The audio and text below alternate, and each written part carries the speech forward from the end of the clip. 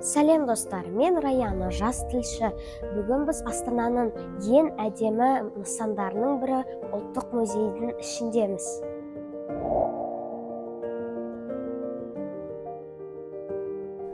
Іші тарихқа толы, сырты заманауи архитектура.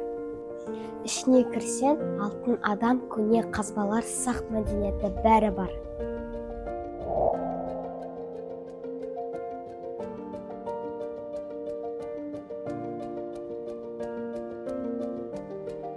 Менің ойымша, музей өткенді сақтау емес, болашаққа сабақ беру. Сондықтан тарихқа қызықпаған адам өз тамырын білмейтін ағаш сияқты.